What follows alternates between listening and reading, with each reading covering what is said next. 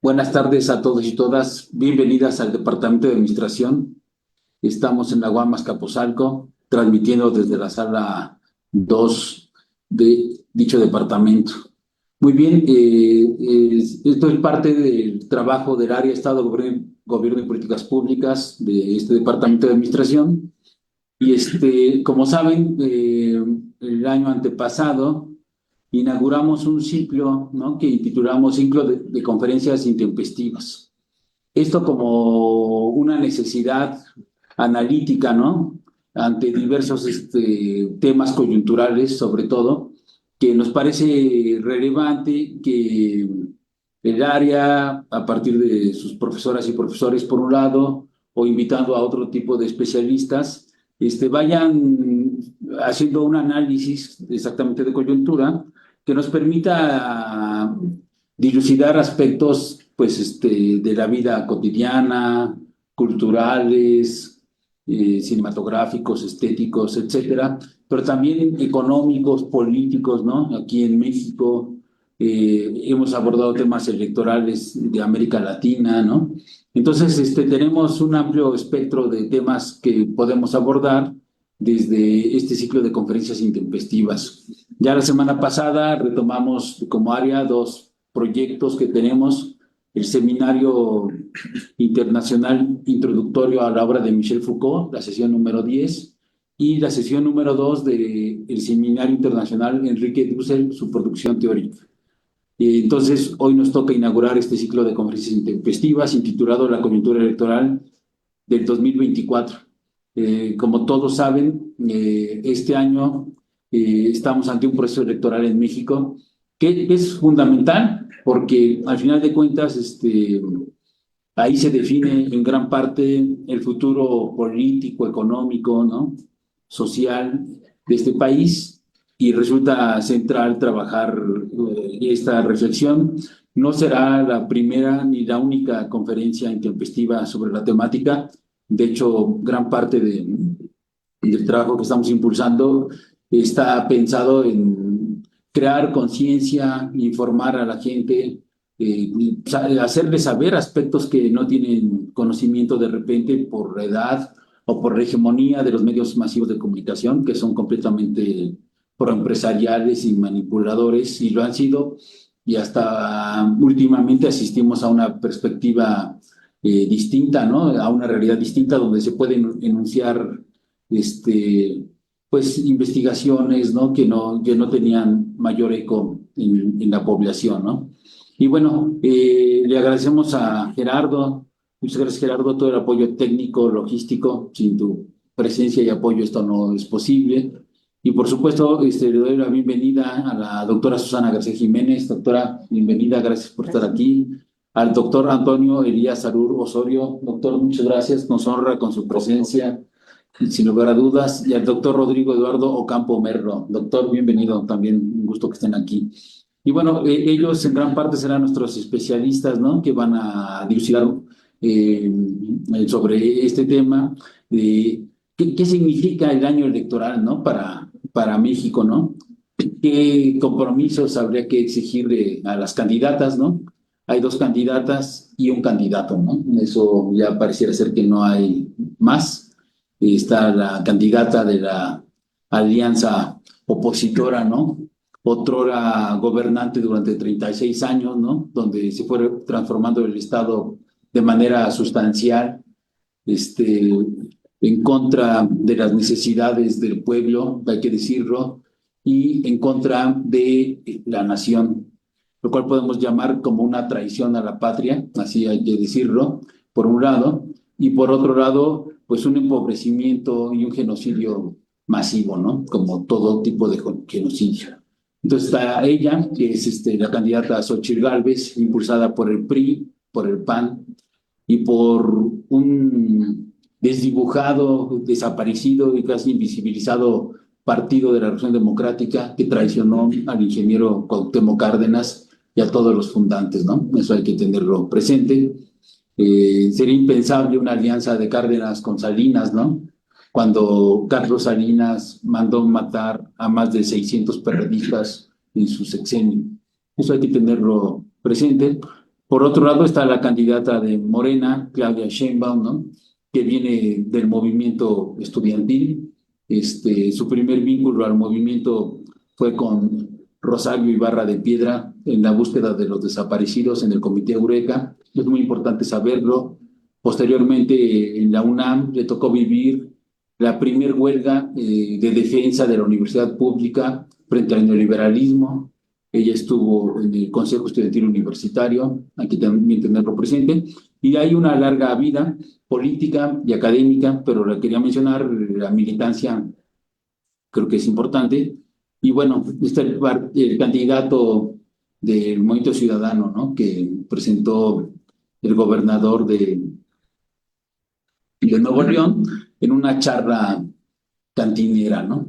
Y bueno, y bastante desdibujado, ha saltado de un partido a otro, ¿no? Ha sido hasta representante priista, ¿no? Así, no tiene mayor militancia política, ni mucho menos. Bueno, dicho lo anterior, creo que es importante que aquí los doctores empiecen a dilucidar un poco sobre qué significa un año electoral y cómo lo abordamos desde la academia, es decir, invitando a pensar a nuestro auditorio, por un lado, informando al auditorio y también pues tomando una postura política, que la academia, como siempre hemos dicho, es política. Si toda decisión económica es política, toda reflexión académica también es política. Doctor Rodrigo, por favor. Doctor Carlos, justo haciendo mis anotaciones de cómo iniciar. Le agradezco la invitación. Quiero destacar algo o iniciar con algo que me parece importante. La construcción de este tipo de espacios. Hace poco escuchaba unas conferencias a intelectuales argentinos y problematizando el triunfo de Milei en aquella nación. Y una de las, disculpen si no recuerdo el nombre de los ponentes, pero bueno, creo que lo que voy a exponer eh, probablemente no sea tan necesario, pero decía algo importante. Debemos todos asumir las responsabilidades que nos corresponden y probablemente a la academia, a algunos intelectuales, les hizo falta reforzar o disputar la memoria en las nuevas generaciones. Y creo que este tipo de espacios, justamente atendiendo a lo que pasó en Argentina, busca interpelar, vernos en el espejo argentino y no dejar que la memoria se diluya. Entonces, este tipo de espacios creo que hay que apropiarlos y hay que discutir por qué cuáles son los riesgos que se corre, las alternativas que ofrece uno u otro proyecto. En ese sentido, agradezco este espacio para disputar la historia, para disputar la memoria, para disputar la palabra y para disputar las narrativas. Es importante también eso. Y asumir una postura política. Creo que es importante que la academia también se ensucie las manos y deje de asumir estas ideas de una aparente neutralidad científica con tal de quedar bien con todo el mundo, ¿no? En ese sentido, pues, agradezco este momento y me parece que la coyuntura mexicana se debe evaluar en un contexto más amplio que tiene que ver con un contexto mundial. Hace poco escuchaba también a Álvaro García Linera comentar que, bueno, a partir de una reflexión más teórica, dice que la dinámica o los ciclos económicos, retomando a Kondratiev, se dan cada 50 años y cada 50 años hay ciertas crisis en las que deviene o permiten la emergencia de un nuevo proceso de acumulación, en los que hay ciertos ajustes. Y dice, en esta época, y un poco retomando a Gramsci, dice Linera, es un tiempo liminal, ¿no? En el que no termina de morir lo viejo y no termina de nacer o consolidarse lo nuevo, ¿no? Dice, este tiempo liminal es el que estamos viviendo ahora, en el que parece que el neoliberalismo reconoció cierto agotamiento en sus formas de acumulación. o hay un cuestionamiento importante a la estrategia de acumulación del capital bajo el neoliberalismo, y es por eso que se vuelve importante disputar esta coyuntura histórica, porque es justamente en este tiempo liminal donde el péndulo se puede mover a los extremos. El caso argentino, reitero, es una muestra de ello, como en este momento de confusión, de falta de brújula, de desesperación de la gente, de buscar alternativas ante la desigualdad, ante el despojo, ante la miseria, suelen surgir también regímenes de corte fascista, de regímenes totalitarios, regímenes que buscan aprovechar este descontento para capitalizar o construir modelos económicos que favorezcan a un sector, a un determinado sector. Y eso es lo que estamos jugando ahora en esta coyuntura, dar continuidad a un régimen que desde un inicio se posicionó en favor de redistribuir la riqueza de distintas formas a través de programas sociales, o bien dar un retroceso o virar a construir o apostar por regímenes que reconocieron que el mercado era el encargado de distribuir los beneficios de acuerdo a las personas más eficientes.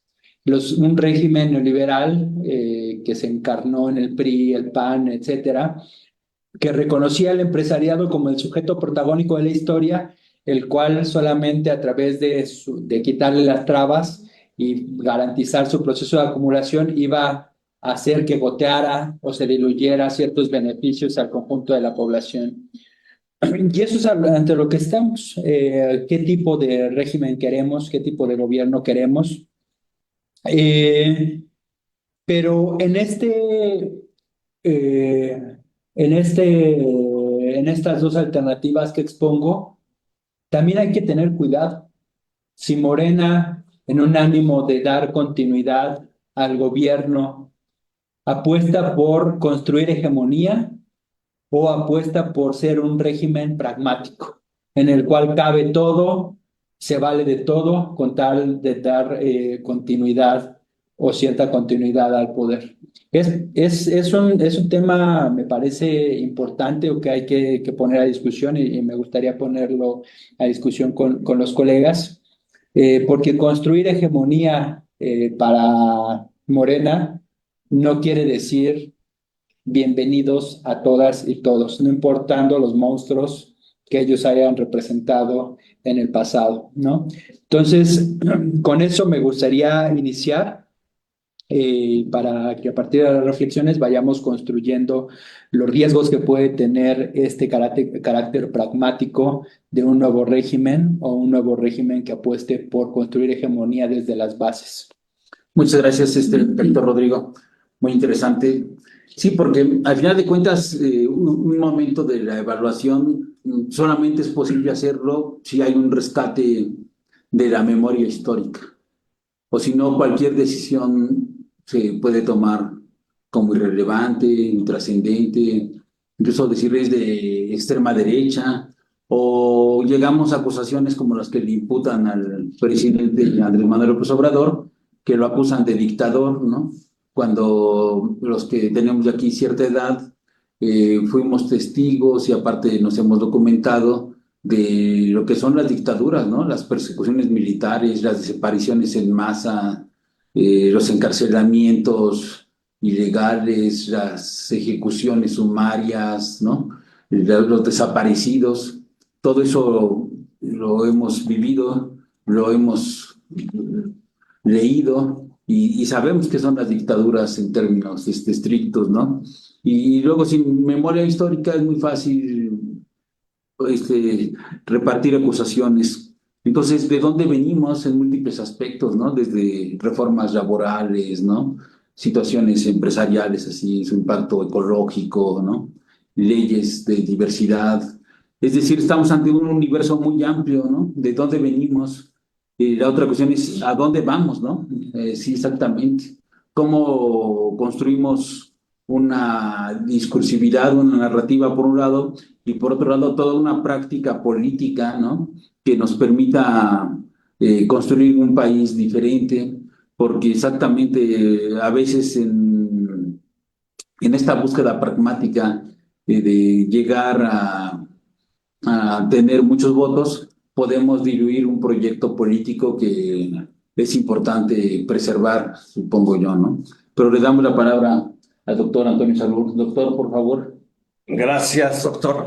Bueno, justamente en el tono del doctor Rodrigo y del doctor Carlos Juan, yo preparé una serie de documentos o recuperé una serie de documentos y todo con la idea de que tengo acceso, como todos tenemos acceso, a ciertas narrativas que se dan desde ciertos medios, a ciertas posturas que elaboran determinadas personas, donde parece que el mundo comenzó ayer.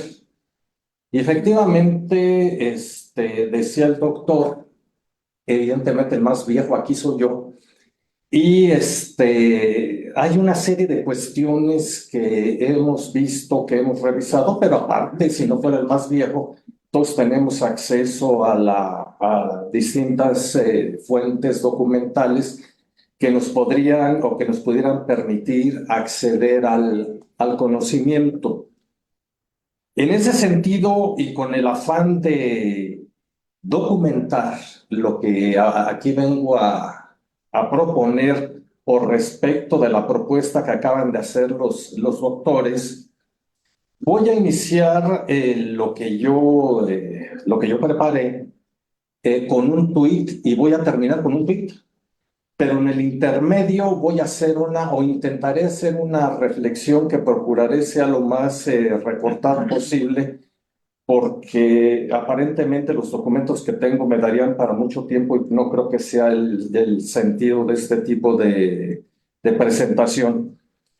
Inicio mi comentario recuperando una idea primero del doctor Fernando Buenavad respecto de que hoy todas las batallas se libran en este campo, en el cerebro de los sujetos ciudadanos convertidos hoy básicamente en consumidores. En ese sentido, la disputa, la pelea se da en este terreno. En ese sentido, y recuperando algo de lo que mencionó el doctor Rodrigo, me referiré a lo que supuso el triunfo de Milei, de Javier Milei en las elecciones argentinas y en particular las reacciones que se han tenido en México e insisto, hacer esta revisión a la luz de la historia de lo que ha sucedido en México y de las discursivas que hoy se manejan y que hablan de fenómenos como si estos o no los hubiéramos vivido o nunca se hubieran dado y estuviéramos descubriendo el hilo negro. Dice, publicó la candidata Gálvez el 19 de noviembre de 2023 un tuit donde felicita el triunfo de Milei y señala específicamente que en Latinoamérica soplan vientos para mejorar nuestros países. El pueblo argentino le puso un alto al mal gobierno y los malos resultados. Mi reconocimiento, dijo ella, por esta histórica jornada electoral. Felicidades al presidente electo Milei. Para mí esto es relevante porque de alguna manera en este tuit se señala o intenta señalar las afinidades que pueden existir entre el proyecto que encabeza Gálvez y el proyecto que encabeza Milei. Y esto lo puedo complementar con el tuit que no escribió felicitando al presidente de Guatemala que ayer tomó posesión. Al presidente de Guatemala, que aparentemente tiene una postura diferente, no lo felicitó. Igual que lo hizo Gálvez, lo hicieron otros miembros de la corriente que encabeza Gálvez. Y aquí entonces me voy a referir al proyecto que felicita Gálvez y es el proyecto de Milei.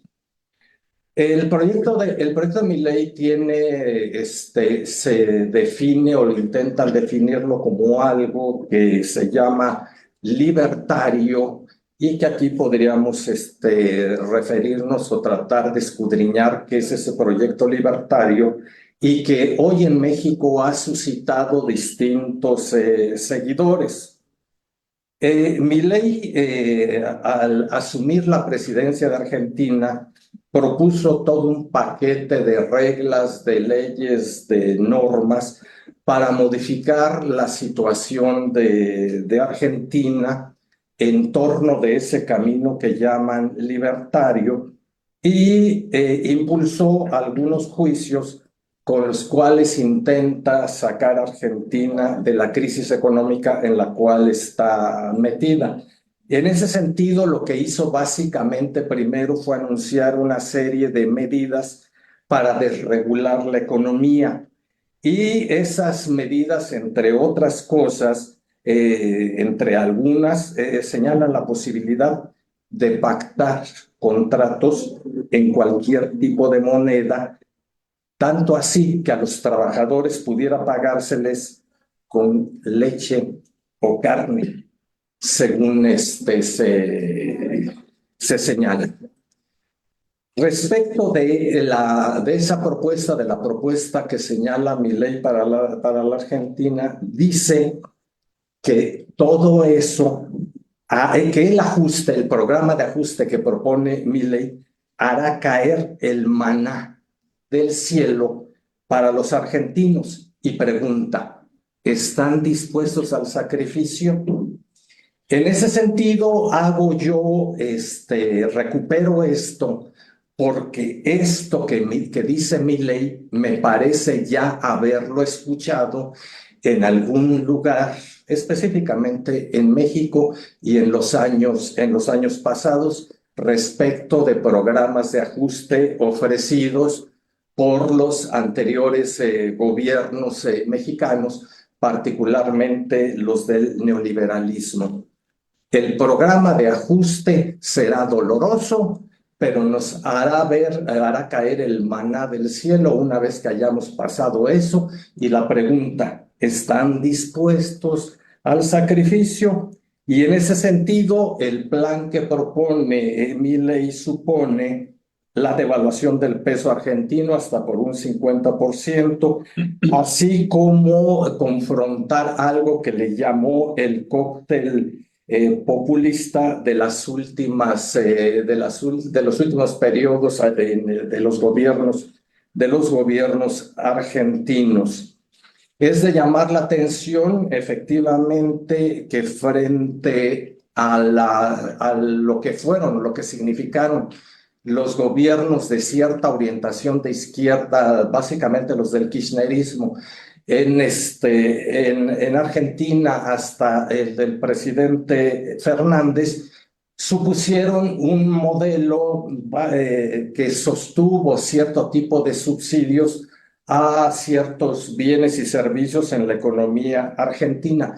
Y frente a la crisis y frente al desánimo que produce un gobierno tibio y oscilante, como fue el del presidente Fernández, muchos argentinos apostaron por el líder de la coalición o de la postura Libertad Avanza, y así el 56% de los argentinos decidieron dar su apoyo a este tipo de postura.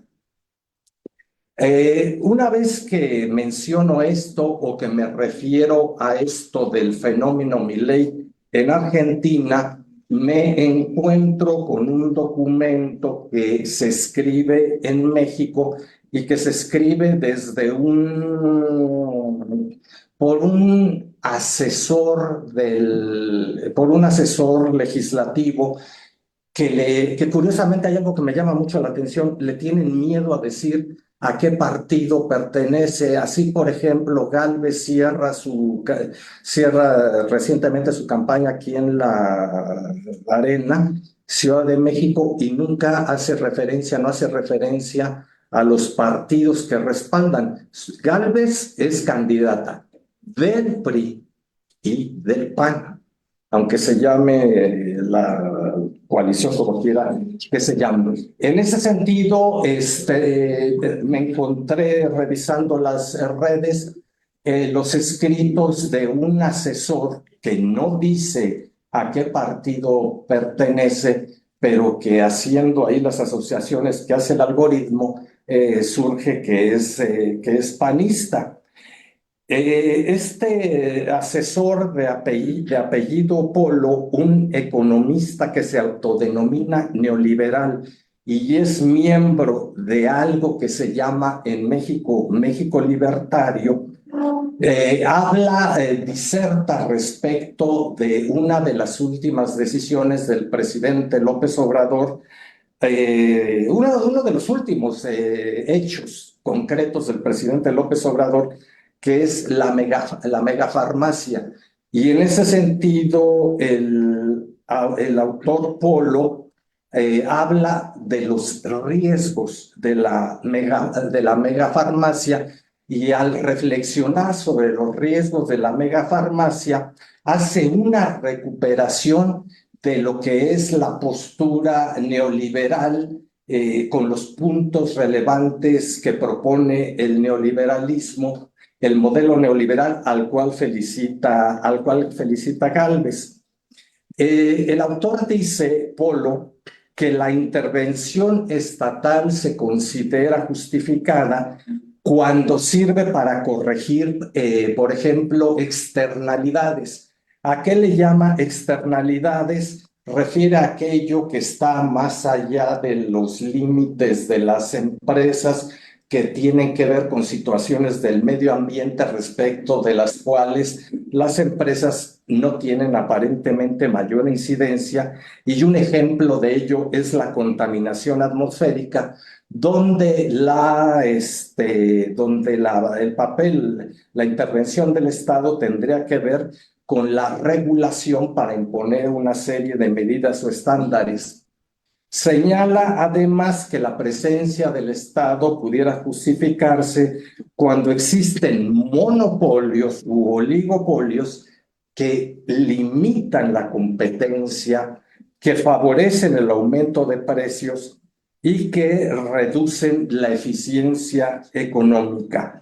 Además, señala que la presencia del Estado se puede justificar cuando está orientada a la infraestructura y a los servicios públicos, a las carreteras o a la educación, y todo esto con el fin de estar un tiempo ahí presente y luego retirarse para favorecer lo que dice él, el papel proveedor de las empresas privadas.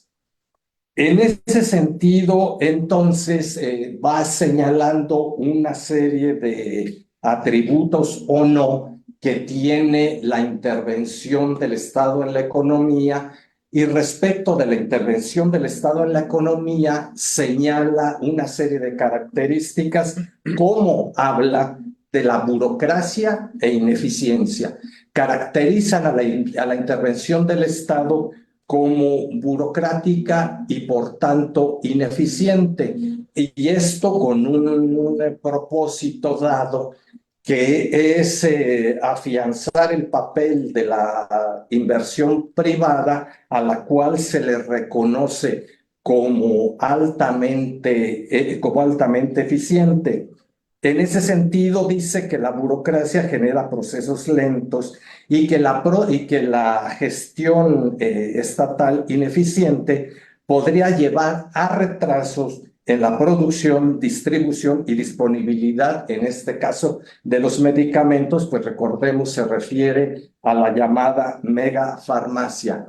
Señala además que la intervención estatal supone la falta de incentivos para la innovación, entendiendo que la competencia básicamente entre empresas privadas estimula la innovación. Refiere además como riesgo de la intervención del Estado en la economía la escasez, pues señala que la falta de competencia y la centralización en manos del gobierno aumenta el riesgo de escasez.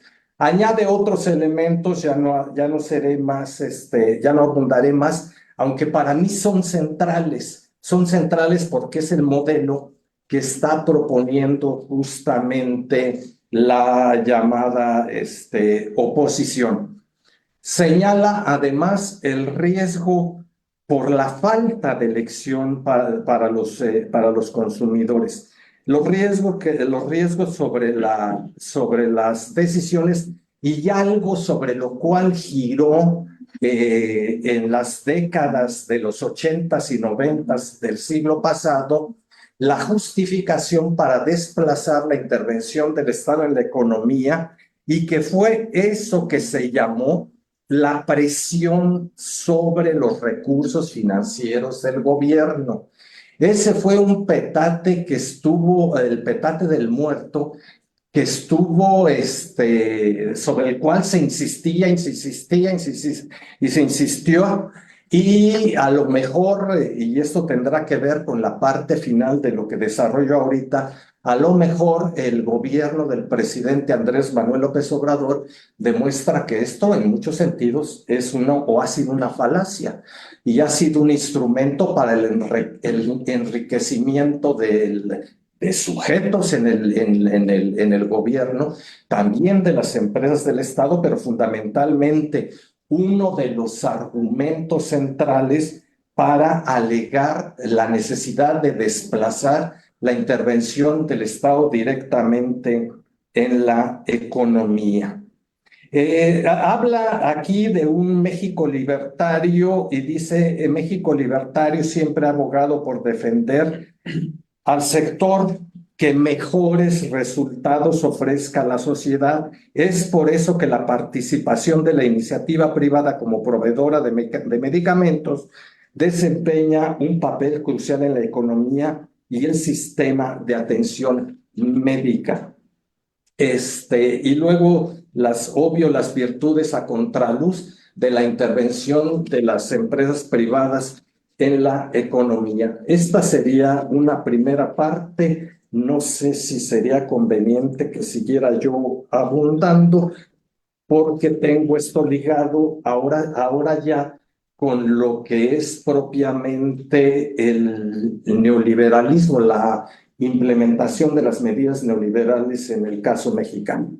Bueno, de aquí, de lo que hoy sucede, me traslado, empiezo a hacer un ejercicio casi, llamémoslo como genealógico, de irme hacia atrás para poder hablar de los fenómenos contemporáneos.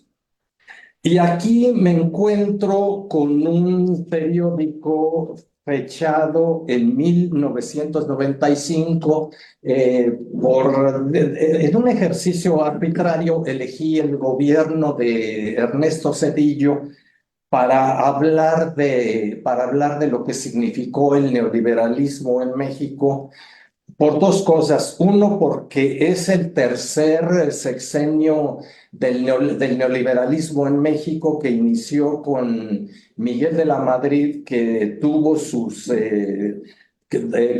momento cumbre, lo llamaría así, durante el sexenio de Carlos Salinas, y después el sexenio de Zedillo. Y elijo el sexenio de Zedillo, entre otras cosas, porque voy a hablar de los ferrocarriles, o porque voy a recuperar lo que ellos decían en su momento de los ferrocarriles.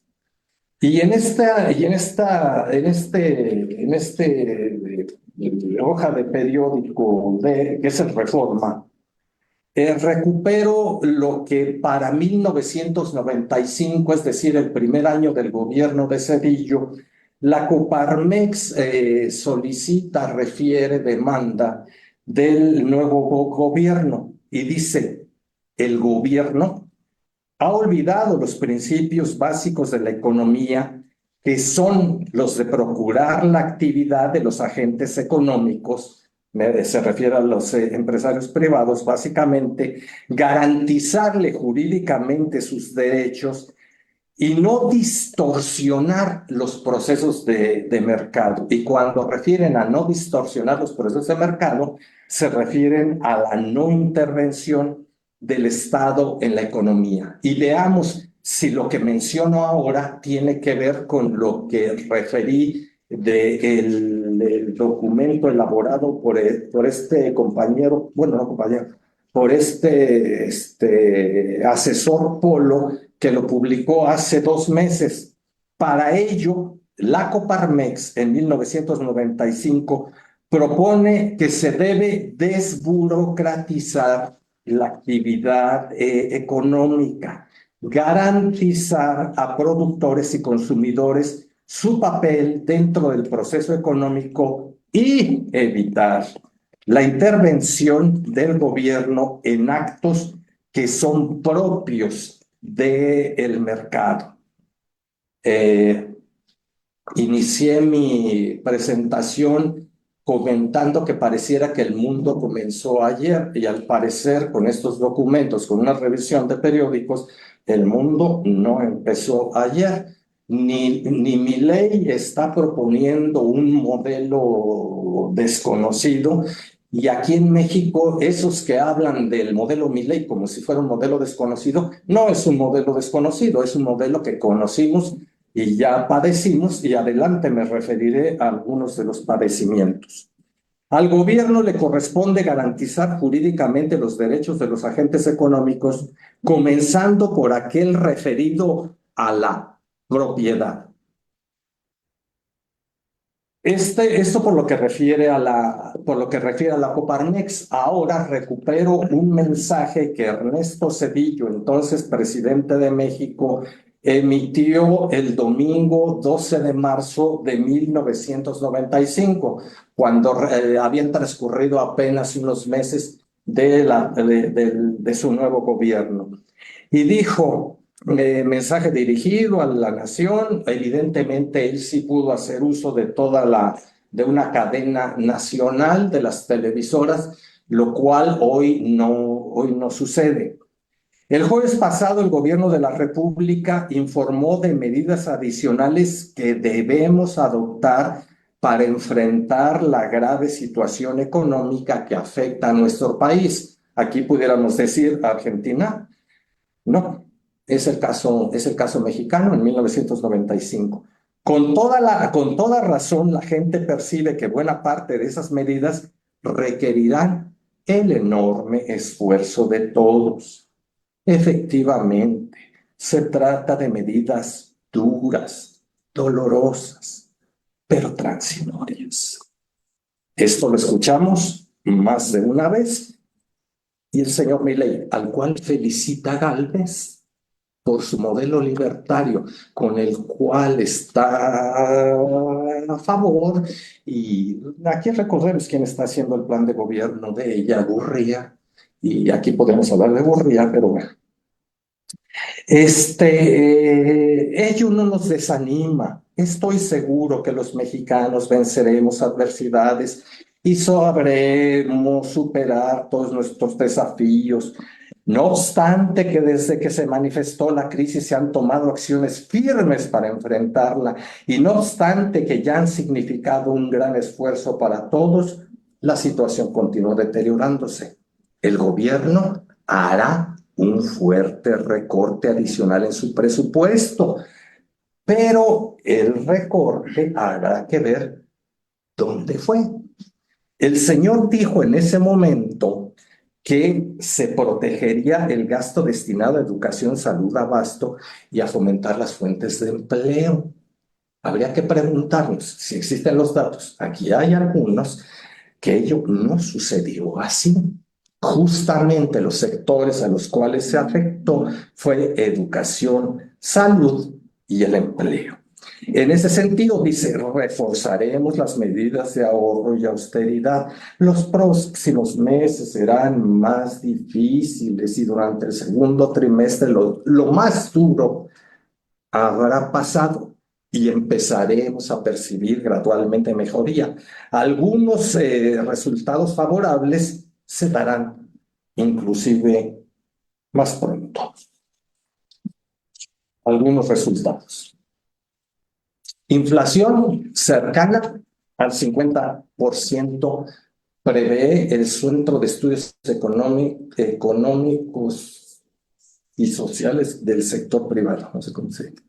El Centro de Estudios Económicos del sector privado.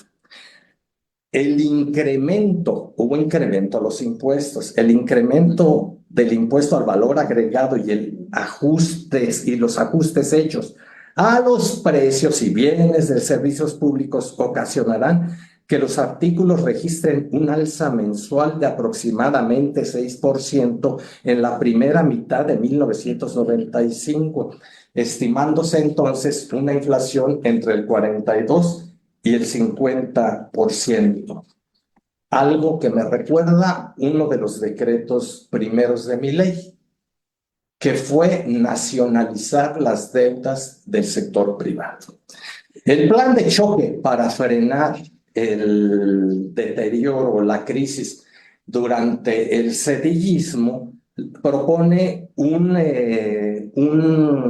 plan para frenar el deterioro en los bancos y en el deterioro respecto de los recursos en los bancos. Este no fue el FOBAPROA, esto fue antes del FOBAPROA. El FOBAPROA corona una serie de procesos donde se estuvo dando dinero a los bancos particularmente para rescatarlos.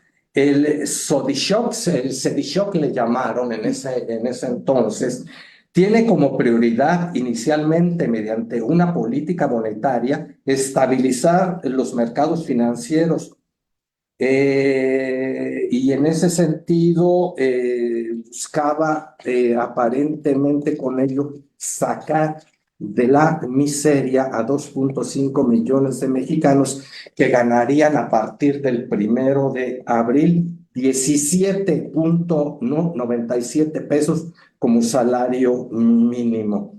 Pero en cambio, la banca podría reestructurar con el fondeo del gobierno los créditos de sus clientes ante el riesgo del crecimiento de la cartera vencida. Esto lo comento, no es el FOBAPROA, ni siquiera me voy a referir aquí al FOBAPROA, es un antecedente del FOBAPROA. Frente a la idea de un Estado ineficiente, el Estado durante el sexenio de Zedillo se propuso concesionar a la iniciativa privada las carreteras, así como el ferrocarril. En ese sentido, hablamos del 25 de enero de 1996 a más tardar el mes entrante quedará concluida la reestructuración de las autopistas concesionadas del país mediante un programa que contempla la ampliación de plazos hasta 30 años y el apoyo de la Secretaría de Comunicaciones y Transportes para el pago de intereses que genere la deuda contraída para la construcción de las carreteras. A eso se le llamó el plan carretero y tiene que ver con la concesión de las carreteras que se hizo durante el sexenio de Salinas. Y en el sexenio de Salinas se le ofreció a los concesionarios o se les garantizaban ingresos, un aforo de automóviles e ingresos mínimos, y en caso de que esos no se obtuvieran, el Estado le correspondía asumir la diferencia de esos ingresos y evidentemente pues, los paganos seríamos finalmente los ciudadanos, el resto de los ciudadanos. Aquí he señalado ya dos asuntos que tienen que ver con rescatar deudas de los privados. La Secretaría de Comunicaciones y Transportes trabaja en la creación de una unidad de desincorporación que se encargaría de la recaudación que se logre de la apertura de los ferrocarriles, satélites y telefonía. Las medidas serán puestas en marcha luego de pasar la llamada etapa constitucional. Aquí no tengo el dato, pero sería cuestión, es cuestión de Google, no hay mucho problema. ¿Cuántas fueron las reformas que se les aprobaron, las reformas constitucionales que se aprobaron en los sexenios del neoliberalismo? ¿Cuántas se le aprobaron a Salinas? ¿Cuántas se le aprobaron a Zedillo? Rebasan las 100 para cada uno de ellos. Las 100. Hoy que es tan complicado hacer reformas, las reformas que hicieron básicamente PRI y PAN, los defensores hoy de lo que es. Bueno, el resto es hablar de resultados. Y si me pongo a revisar, finalmente sí se privatizaron a través de la concesión, se privatizaron ferrocarriles nacionales de México. Y en ese sentido, ¿cuáles fueron las razones que propuso el cedillismo para privatizar ferrocarriles nacionales? La primera, la transformación de las relaciones entre sociedad y gobierno, con lo que eso quiere decir.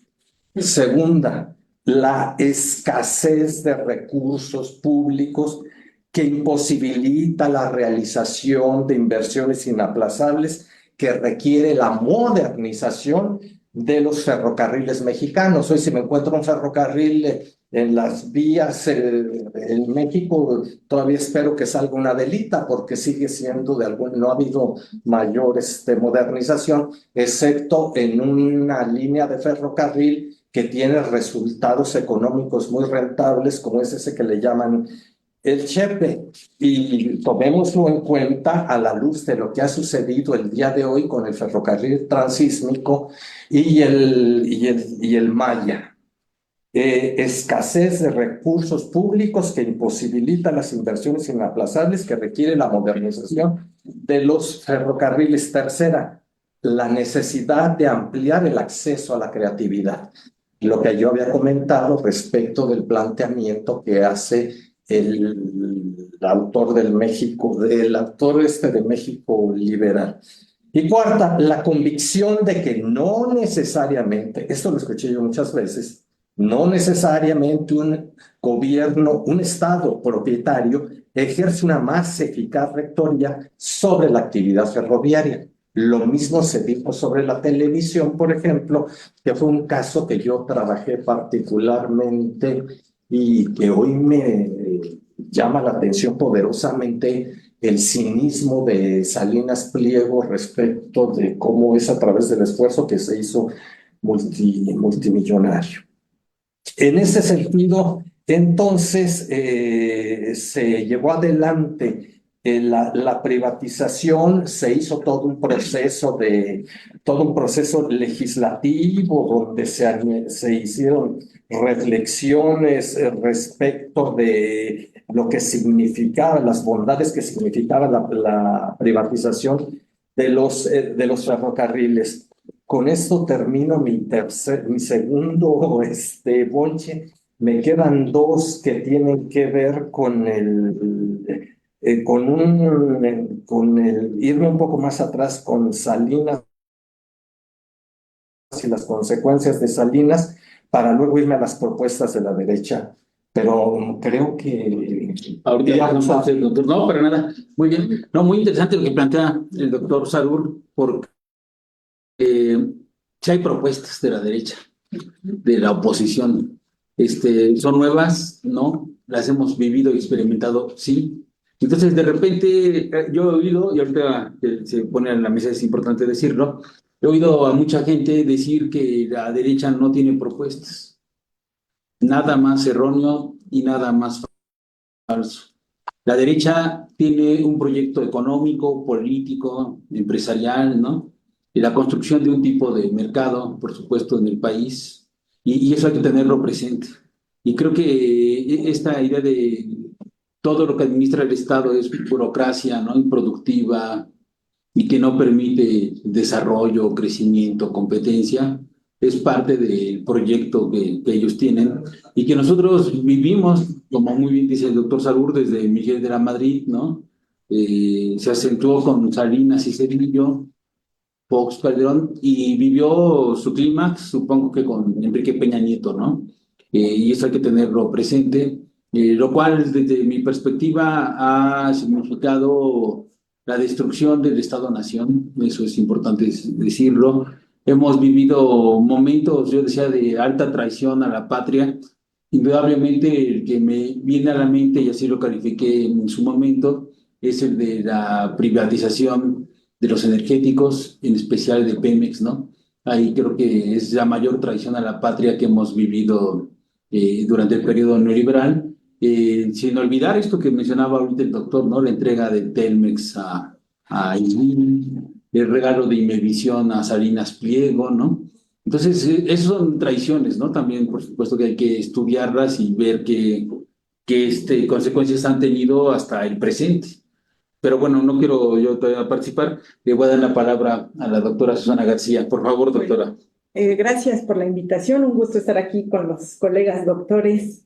Escuchar al doctor Sarur este recorrido histórico, ¿no? Que hace precisamente de cómo se fue construyendo el Estado neoliberal y destruyendo el Estado, ¿no?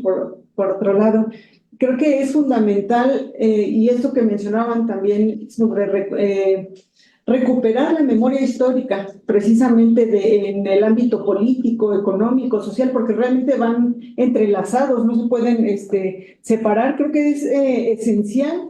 Y bueno, a mí me parece fundamental que estos espacios, porque tenemos ahorita jóvenes que, digamos, va a ser su primera elección presidencial, que a lo mejor desconocen precisamente estos momentos coyunturales importantes, y que es fundamental porque precisamente retomando esto que mencionaban de el triunfo de Milei, dice que también hubo una generación de jóvenes que fue su primera elección presidencial con un desconocimiento total precisamente de toda esta historia económica, ¿no? De los momentos de crisis que vivió la Argentina y que, bueno, los llevaron a esta elección, ¿no? Elegir a un presidente de corte neoliberal, por un lado, y bueno, en este sentido creo que es fundamental esto. Yo iba a partir del tema del Estado social, a partir de una provocación que trabaja Maristeles Vampa para hablar precisamente de los estados progresistas en Latinoamérica, pero me gustaría retomar precisamente a partir de lo que mencionaba el doctor Sarur. Antes, decíamos, esta necesidad de recuperar la memoria histórica, y entre ello, precisamente estos momentos coyunturales. Me gustaría recuperar dos elementos fundamentales. Bueno, el tema del sacrificio y el shock, mencionaba el doctor Sarur, precisamente para impulsar este tipo de políticas económicas que ya ha mencionado, estos ajustes, esta idea del sacrificio necesario para reconstruir, ¿no? Pero siempre se habla económicamente el país, y ya de ahí se derivará, al menos ha sido el discurso neoliberal, se derivará todo. Fue el discurso que el ministro de Economía de Milei emitió, les hablaba, ¿no? Es necesario hacer sacrificios y van a ser difíciles, pero me preguntaba ahorita escuchando al doctor Saruri, ¿qué es lo que tenemos que preguntarnos en estos discursos que construye la derecha? ¿Quién va a sufrir o a tener o a llevar a cabo estos sacrificios? ¿Qué sector? Porque el doctor Saruri mencionaba de repente por ahí, ¿no? Dice, hay que impulsar agentes económicos, dice, los que generen los mejores beneficios, que tengan ganancias, y en los demás sectores hay que dejarlos. Hay que dejarnos en el abandono, o que sean los que se sacrifiquen. Es un poco lo que se está discutiendo en Argentina, ¿no? Y que ya históricamente en nuestro país nos aconteció durante más bueno, en 6 sexenios, ¿no? Neoliberales, podemos decirlo. Eso por un lado. Por el otro, me gustaría vincularlo al tema del shock que menciona el doctor Sarur, que también lo hemos vivido, estas campañas del miedo, de desacreditación, inclusive el tema de la violencia. ¿Y por qué lo traigo a colación? Porque sirven de telón de fondo precisamente para impulsar estas políticas. En México no tenemos que recordar, por ejemplo, esta campaña, recuerdo mucho de Andrés Manuel, ¿no? Cuando se lanza como candidato a la presidencia y toda esta campaña del peligro para México. Y contra ese peligro hay que impulsar otros proyectos. Y lo traigo a colación porque revisando precisamente estas publicaciones de derecha, si uno entra, por ejemplo, El Economista trae muchísimas publicaciones que hablan de se va a vivir un periodo electoral de alta violencia, el más violento en la historia del país. Como atendiendo a eso, hay que pensar, ¿no?, bien el voto. Y son como los discursos que traen, ¿no? Es correcto, ¿no?, la política económica, como infundir miedo en distintos ámbitos o niveles para impulsar este tema que mencionaba, ¿no?, paquetes económicos. Hace apenas unas semanas lo que aconteció en Ecuador, un proyecto muy bien armado desde el Estado, precisamente, para impulsar el miedo, para imponer políticas de Estado, ¿no? Decían, de estado de excepción, toque de queda, y tras ese telón, impulsar el paquete económico, ¿no? Que ya mencionaba el doctor Fedor aquí, que fue el alza del IVA, es lo que está aconteciendo en Ecuador, anunciar la reducción de subsidios o eliminar subsidios a sectores como la electricidad, el gas, que también acontece en Argentina. Es decir, sí hay que analizar con cuidado precisamente estas campañas de miedo que van a impulsar o que traen de fondo precisamente el avalar estas políticas o proyectos que impulsa la derecha. Creo que son fundamentales y que vamos a estar escuchando, viendo en N cantidad de medios, ¿no? No solo en los impresos, en las redes sociales también se ha impulsado este tema del miedo, y que, bueno, no es nuevo, como ya decíamos, pero pues sigue funcionando, ¿no? Tal es así que, por ejemplo, en Argentina se votó por un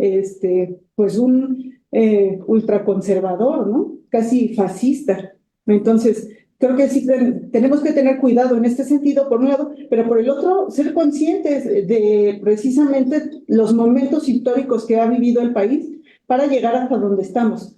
Hoy yo decía, bueno, pareciera que estamos ante un proyecto naciente, no nuevo, ya lleva un sexenio, pero que tenemos que pensarlo a la luz precisamente, yo decía, de quizá hasta un nuevo paradigma de política social que pone al frente, ya no dice a los agentes económicos que generen mejores beneficios, sino a los sectores que habían sido abandonados y marginados.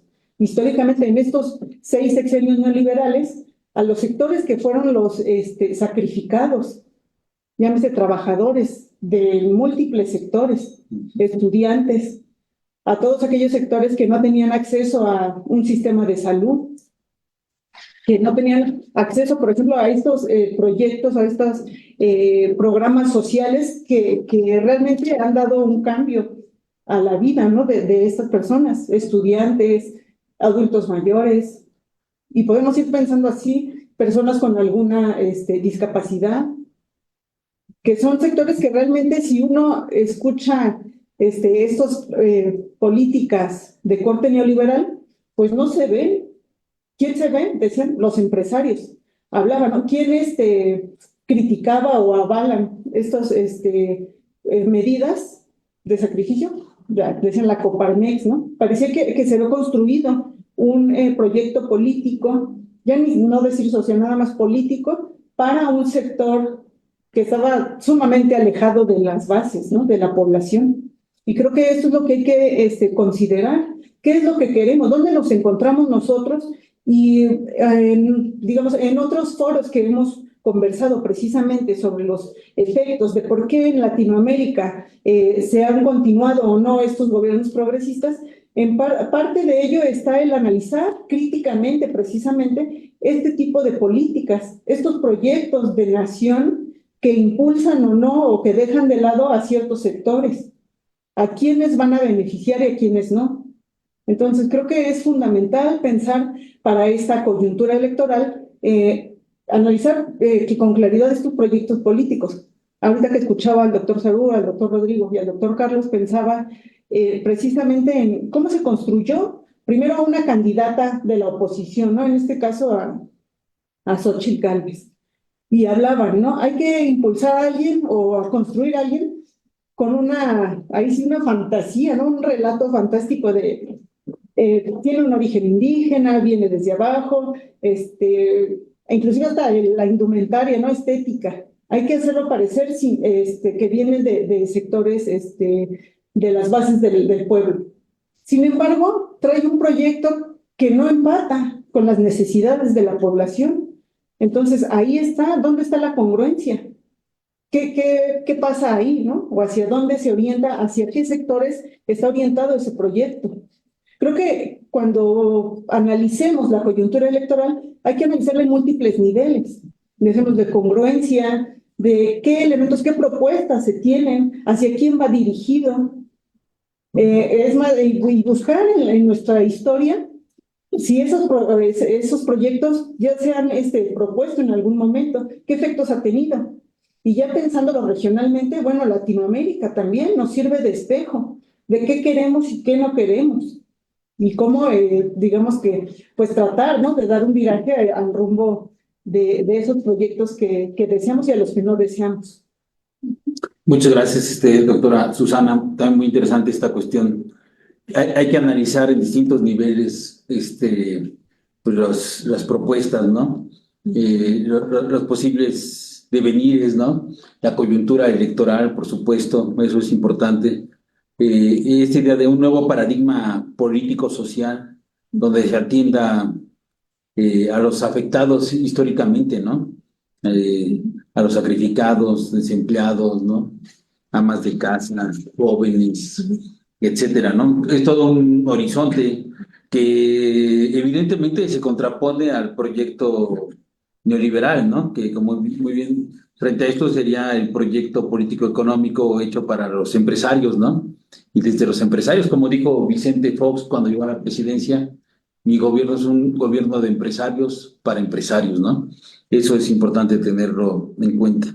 Bueno, yo voy a autodarme la palabra, a ver si se me apaga el teleprompter y ya no sé qué decir, pero esperemos que no me pase eso. Doctor, encomendémonos a los grandes grupos empresariales 6 teleprompters. para que no se me apaguen los teleprompters, ¿no? He de decir varias cosas, tal vez, espero no tomar mucho tiempo, pero pensaba, ni modo, toca hablar un poco de Xóchitl Gálvez, eso me parece fundamental. Entonces, tengo escrito un librito que se publicó en el 2015, pero va a haber salido por ahí, estaba escrito como por el 2010, 11, titulado Genealogía Ético-Política de la Reforma Indígena. Está en mi página y si alguien le interesa para matar el insomnio, es fundamental.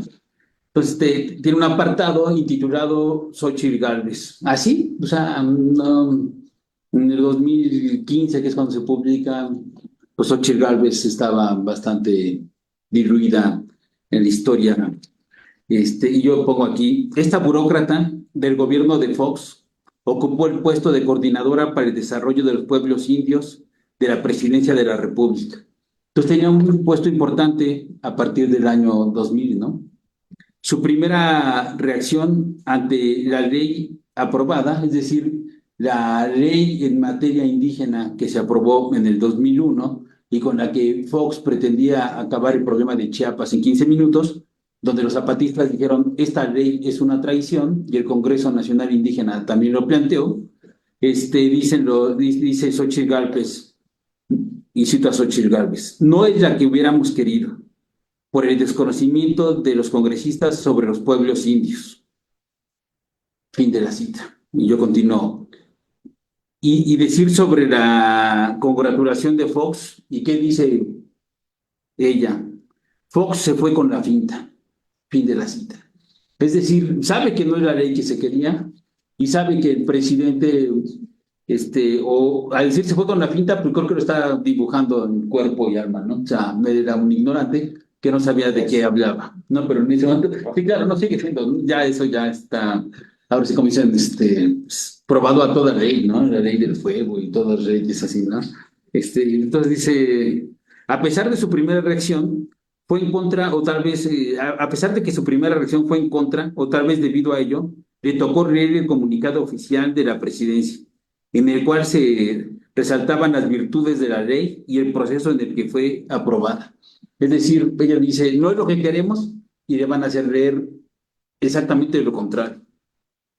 Y esto es importante saberlo porque nos va dando un tipo de idea de ante quién estamos. Estamos ante alguien que se acomoda según las necesidades. Las necesidades que implican en su carrera política, y sin importar a quién está traicionando, por supuesto, sin importar tener valores y principios políticos, éticos, ¿no? Eso jamás se importará, ¿no? Entonces ella agrega en el comunicado, este es un momento de gran relevancia histórica que abre la puerta al diálogo y a la paz para transformar las condiciones de discriminación y marginación a las cuales han sido condenados los pueblos indígenas. No perdamos esta oportunidad. Pero esta declaración que hace, bueno, que le obligan a leer a Xóchitl Gálvez por parte de la presidencia de Vicente Fox, evidentemente contraviene a lo que acababa de declarar un día antes. Yo aquí digo, resulta extraño que dicha relevancia histórica existe, pues se supondría que se tendría que superar la marginación y la discriminación. Es decir, que la ley que ha aprobado el PRI y el PAN en ese momento es discriminatoria y condena la marginación a los pueblos indígenas. Mientras que lo que ocurrió fue aprobar una ley que discrimina en varios sentidos, pero lo central es que discrimina a los grupos indígenas que participaron en la negociación con el gobierno federal que encabezaba Ernesto Zedillo Ponce de León, al no tomar en cuenta los acuerdos a los que había llegado y, por otro lado, discrimina al institucionalizar a los pueblos indígenas como entidades de interés público, discriminación que lleva a la marginación. Claro, frente al interés público estaban las autonomías, que era lo que demandaban y habían acordado con el gobierno de Ernesto Zedillo Ponce de León. Y bueno, y continúa aquí. A propósito de esto, bueno, días después, Xóchitl Gálvez da una entrevista a La Jornada, en donde hace ver su ingenuidad y sobre todo su oportunismo al plantear que en política decir la verdad es complicado. Dice, en clara referencia a su primera reacción frente a la ley aprobada. Y cito a Xóchitl Gálvez. A lo mejor fue mi enorme novatez lo que me hizo hablar con la verdad, pero no creo haberle faltado a nadie. Si lo hice, pido una disculpa pública, pero no creo haberlo hecho. Y si sí, dije que el presidente se había ido con la finta. No me desdigo ni me arrepiento. ¿Quién sabe? A lo mejor con esto lo salvé. Entonces, pues causa asombro, ¿no? Las declaraciones de quién es Xóchitl Gálvez en ese momento, en el 2001, en donde ya confiesa abiertamente que es mejor no hablar con la verdad. Es más, el candidato de la ultraderecha, que ella invitó apenas a unirse a la presidencia, a su candidatura del PRIAN, le contestó que no, porque acomodaba su discurso según el auditorio. Es decir, nunca dice la verdad. Por supuesto, no nos dice cuántas gelatinas vendía ni a qué precio. Eso es alarmante, por decirlo menos, ¿no? Entonces hay que tenerlo aquí presente. Y bueno, Xóchitl Gálvez desde el 2001 ya pintaba para ser una persona oportunista y traidora, y yo creo que así lo demuestra el día de hoy su candidatura, ¿no? Realmente no tiene expertise político y el poco que tiene responde a, digamos, al oportunismo, ¿no? Así de entrada, que no creo que haya otro horizonte. Y bueno, yo creo que para hablar del futuro, como en parte hemos estado hablando del pasado, no lo podemos olvidar.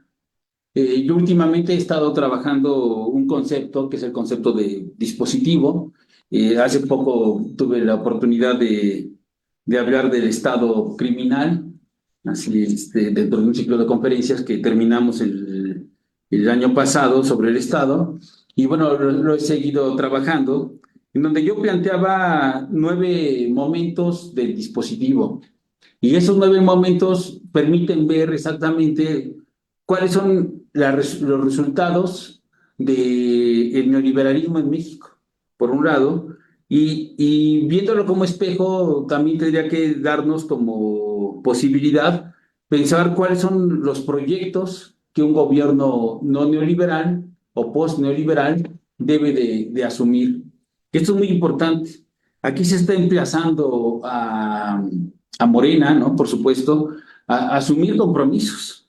O sea, no puede uno decantarse en contra de la oposición y decir el gobierno actual es lo mejor, si no asume compromisos que nos parecen importantes, ¿no? Desde esta idea de un nuevo paradigma de política social, ¿no? Que mencionaba la doctora Susana, creo que es importante, ¿no?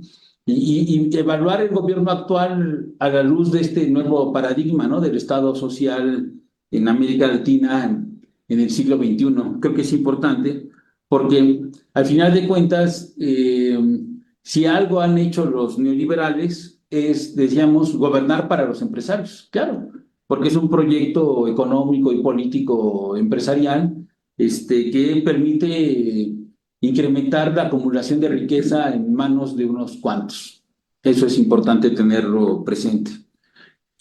Entonces, si el empresario es el concepto favorito del propio empresario y de los gobiernos que le han sido serviles según el momento histórico, en este caso sexenal en México, ha desaparecido un concepto que me parece central, ¿no? Y que en este gobierno se retomó, que es el concepto de pueblo.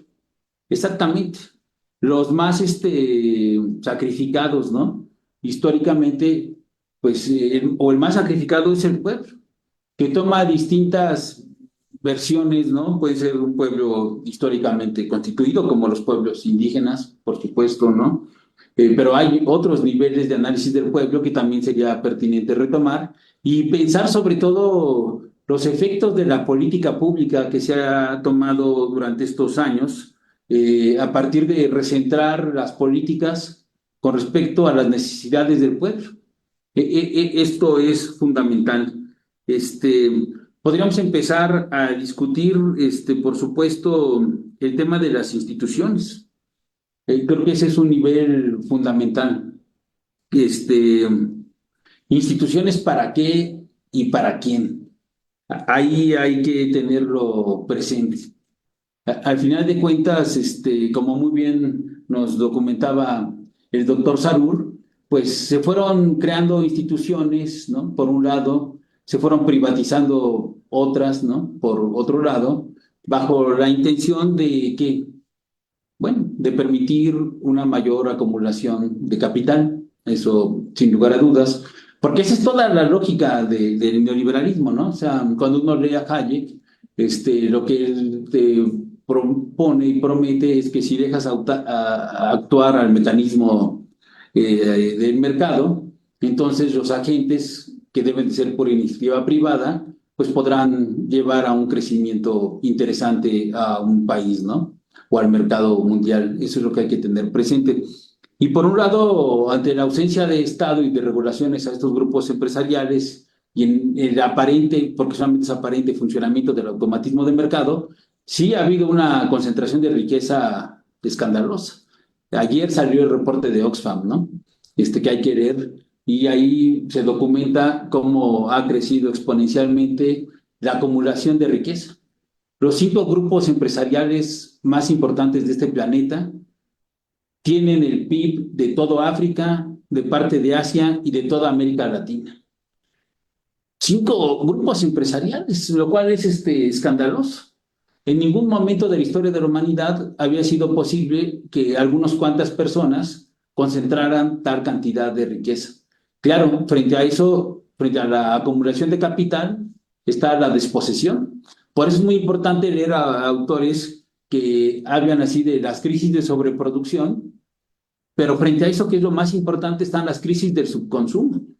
Entonces, ¿por qué hay grandes migraciones de pueblos, ¿no? Hacia Europa por parte de ciertos sectores asiáticos, gran parte de África, incluso africanos que vienen migrando hacia Estados Unidos y llegan aquí a nuestro país, porque hay gran cantidad de migrantes mexicanos ilegales a Estados Unidos, gran cantidad de latinoamericanos, centroamericanos y sudamericanos que atraviesan nuestro país para llegar a Estados Unidos.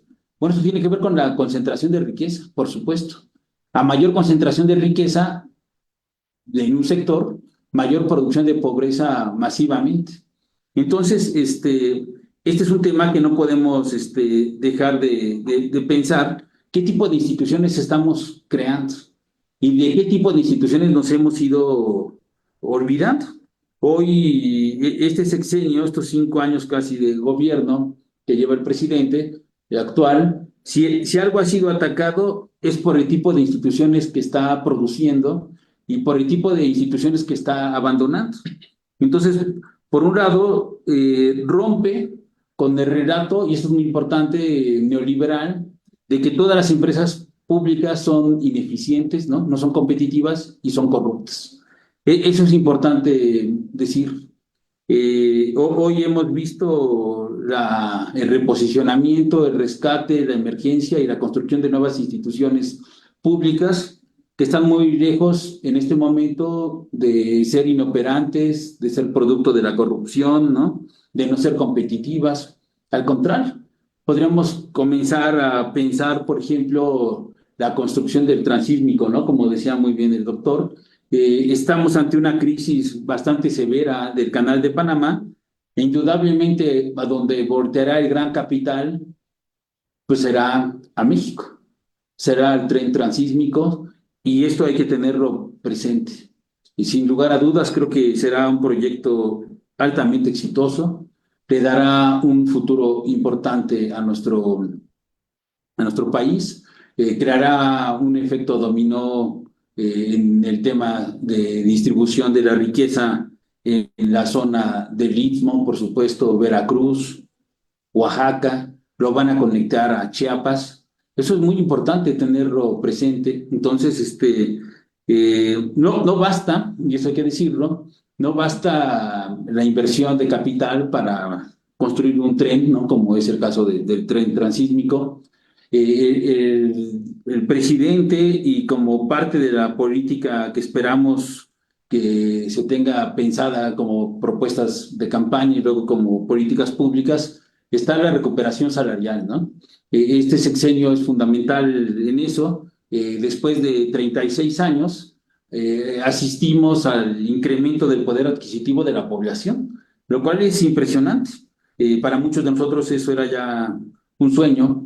Cuando llega Miguel de la Madrid, lo primero que aplica son los planes de ajuste económico, así tal cual se denominaban, y tenían así una cuestión fundamental, ¿no? Que era lo que se denominaba la contención salarial, es decir, no hay aumento del salario, no hay aumento del salario por encima de la inflación, y por lo tanto lo que vive la población es la pérdida del poder adquisitivo. Durante 36 años lo vivimos.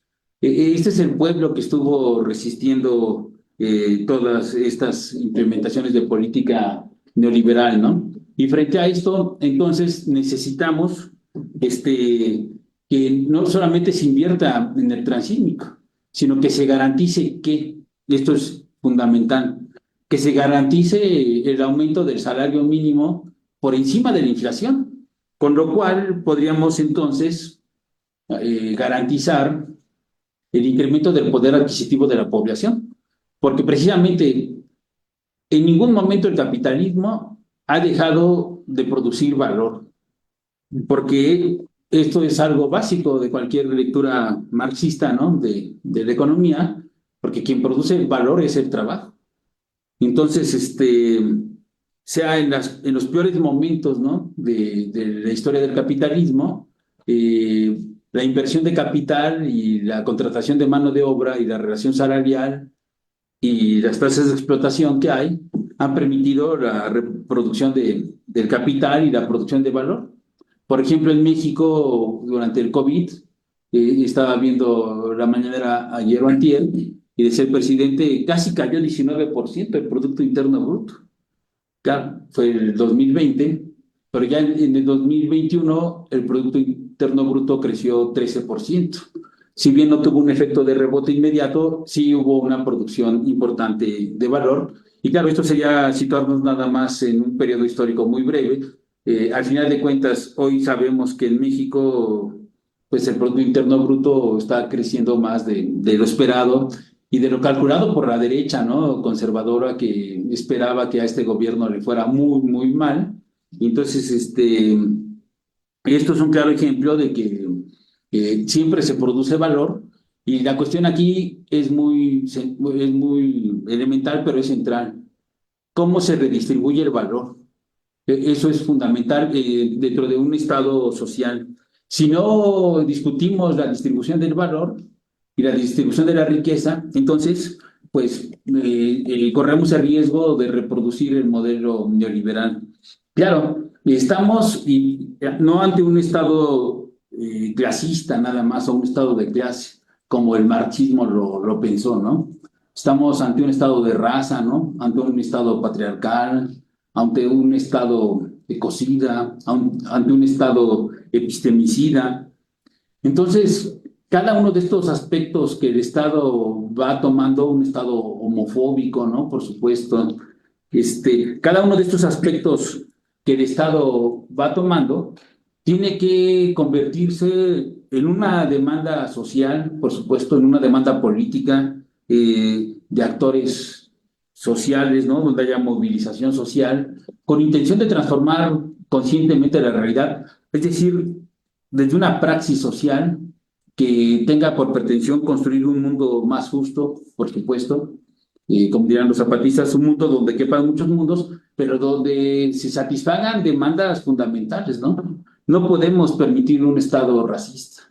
No, no, eso no debe de ser. Tampoco homofóbico, ni feminicida, ni ecocida, ni epistemicida, etcétera, ¿no? Cada movimiento social tiene que ir planteando sus demandas, y de ahí supongo que ante este proceso electoral, los partidos políticos, en este caso yo creo que el único que tendría cierta posibilidad de asumir el proyecto sería Morena, debe de enriquecer su compromiso político, ¿no? Su visión política, por supuesto, su ideario político.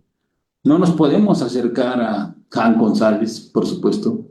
Representa lo peor de la historia de este país, Jan González, que lo candidaté el PRIAN, así como ahorita está candidateando a Mario Fabio Beltrones en pareja, ¿no? Con Lili Telles. No hay mejor pareja que Mario Fabio y Lili Telles para representar uno al PRI y otra al PAN, por supuesto. Representan todo lo que viola los derechos en este país. Representan golpes de Estado, represión, criminalización, desapariciones, asesinatos masivos, desvío de recursos, legitimación de prácticas delincuenciales de los grupos empresariales, ¿no? Y bueno, yo creo que los Hank, el tal Jan González, el padre, ¿no? Que formula, acuña y difunde, por eso dicen la frase de un pobre político, que un político pobre es un pobre político, ¿no? Que ahí en Toluca está su monumento. Bueno, una estatua, esa estatua es la estatua del horror, del terror, ¿no? Debería de quitar a Morena, ¿no? Llamar a un acto cívico de desagravio al pueblo mexicano y al pueblo mexiquense, ¿no? Así tal cual, y entre todos derribarla, por supuesto. Eso es una propuesta que hago y que me sumaría a ella con gusto, porque al final de cuentas no podemos construir monumentos y, bueno, estatuas a lo peor de este país. Y entonces se trata desde abajo, con los movimientos sociales y con todas las víctimas que el Estado moderno, el Estado capitalista y el Estado neoliberal ha ido creando, construyendo. Se trata de, con estos movimientos sociales, construir un programa político. Ese es el punto. El programa político no lo puede hacer una persona iluminada, ¿no?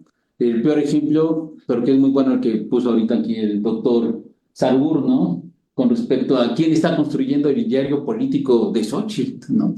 El ángel de la dependencia, así tal cual. Un tipo sin ningún compromiso, ¿no? Ninguna militancia, ningún compromiso con el pueblo. Su único compromiso ha sido con el Fondo Monetario Internacional, ¿no? Y el Banco Mundial, ¿no? La OCDE, el Banco Interamericano de Desarrollo, y con los grupos empresariales transnacionales que llegaron a neocolonizarnos, y la entrega fraudulenta, corrupta y delincuencial de nuestras empresas públicas a nuestros nuevos empresarios, ¿no? Que ahora son nuestros multimillonarios, que además de vergüenza, ¿no? Este tipo de hombres. Y bueno, al final de cuentas creo que requerimos construir nuevas instituciones, requerimos institucionalizarnos, es decir, tener nuevas leyes, por supuesto. Este debate que planteaba ahorita el doctor Sargur, ¿no? Con respecto a cuántas reformas constitucionales hizo Salinas, ¿no? Cuántas reformas constitucionales hizo Zedillo. O sea, al final de cuentas, esta institucionalización que llevó a transformar radicalmente la constitución política de los Estados Unidos mexicanos y ser puesta al servicio del gran capital, ¿no? Ahí nadie decía la constitución no se toca. Ahí al contrario, se tocaba con singular alegría, ¿no? Entonces las reformas estructurales de primera generación, las reformas estructurales de segunda generación impuestas por el PRIAN, ¿no?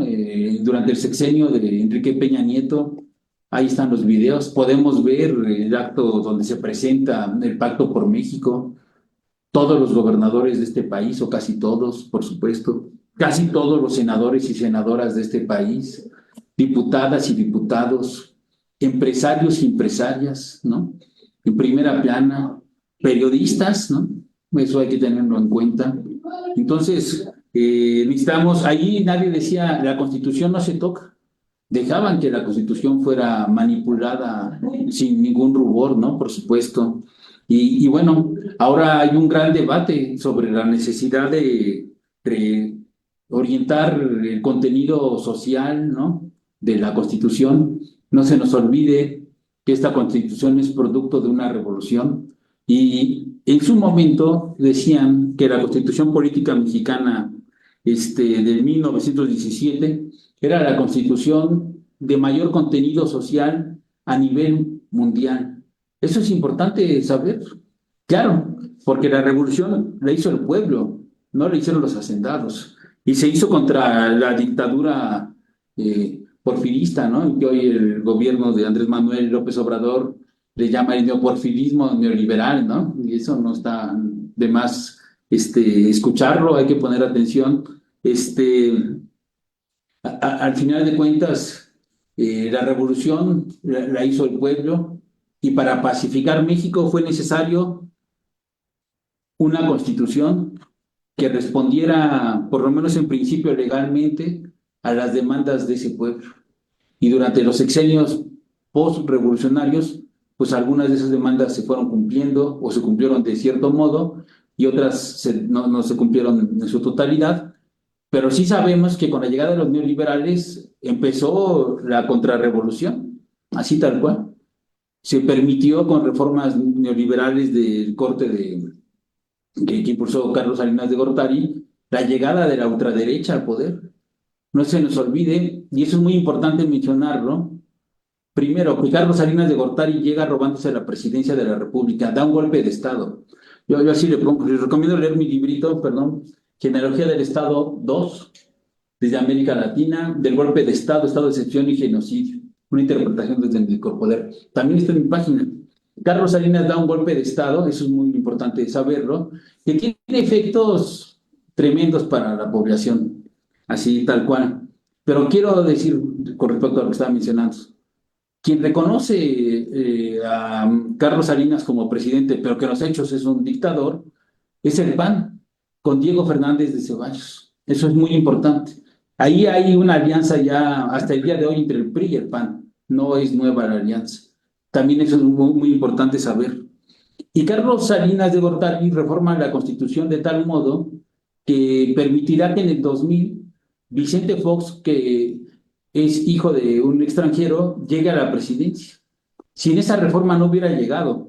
Para mí, desde entonces, la lectura, siendo yo, algún día fui joven, en ese momento siendo muy joven, era que mi lectura era que dicha reforma ya tenía dedicatoria y estaba dedicada exactamente al tal Vicente Fox, que años después exactamente llegó a la presidencia de la República y indudablemente entre su ineptitud, ¿no? Su traición, sobre todo su traición al decirle a los mexicanos que era el gobierno del cambio y no cambió nada, porque siguió la misma política económica, eso hay que decirlo, ¿no? Siguió victimizando, ¿no?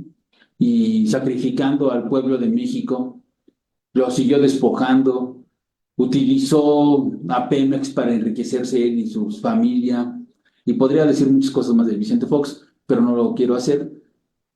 Entonces, esto es fundamental, saber que hubo una serie de reformas constitucionales que permitieron que este grupo en el poder del 82 a 2018 hiciera lo que quisiera con este país y que de ahí emana exactamente la candidata del PRI y del PAN, llamada Xochitl Gálvez.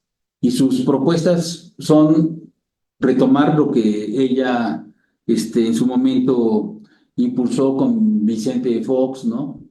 Con Felipe Calderón y en su extraña alianza con Enrique Peña Nieto. No hay que olvidar incluso que para la transición y la llegada fraudulenta también de Enrique Peña Nieto, la candidata del PAN era Josefina Vázquez Mota, a quien Enrique Peña Nieto ya en la presidencia le dio más de 1,000 millones de pesos para atender a migrantes y no rindió cuenta de qué pasó con ese dinero. Claro, los especialistas lo interpretan como un pago por haber permitido el fraude del 2012, en donde le robaron una vez más la presidencia a Andrés Manuel López Obrador. Entonces nosotros estamos por la construcción de un país, no por la destrucción de un país que representa el modelo neoliberal.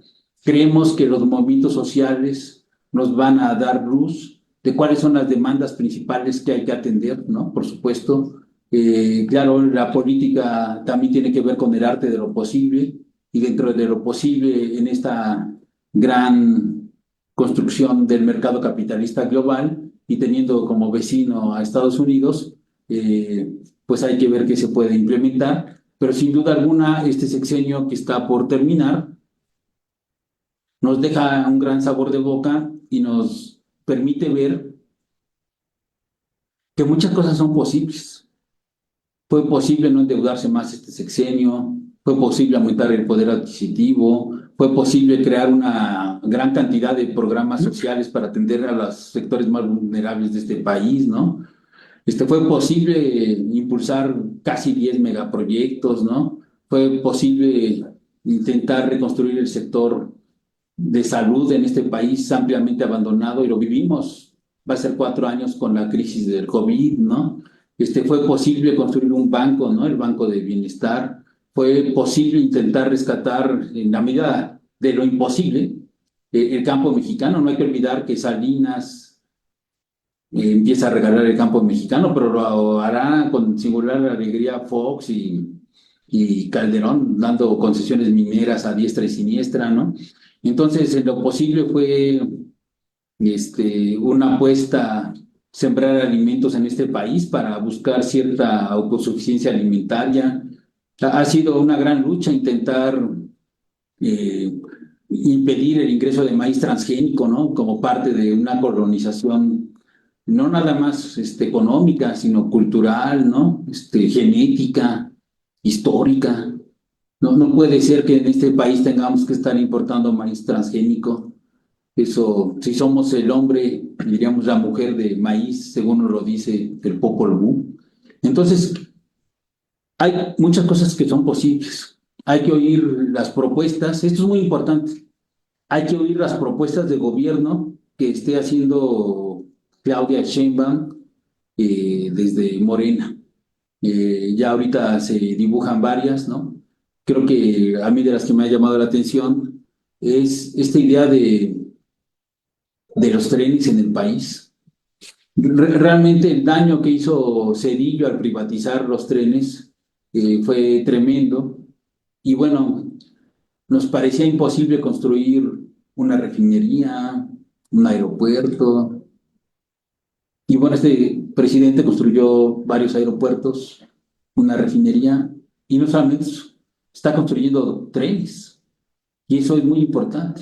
Entonces, la apuesta de Claudia Sheinbaum de construir trenes entre el centro y el norte del país, ya vinculados al Tren Maya que abarca el sur-sureste del país y al transísmico, pues creo que le da un gran futuro siempre y cuando las condiciones laborales y de redistribución de la riqueza queden muy bien asentadas. Y ahorita en México se está discutiendo lo de una posible reforma laboral, casi, casi, ¿no? Una reforma al trabajo y una reforma a las pensiones. Es una reforma integral, eso es muy importante tenerlo en cuenta.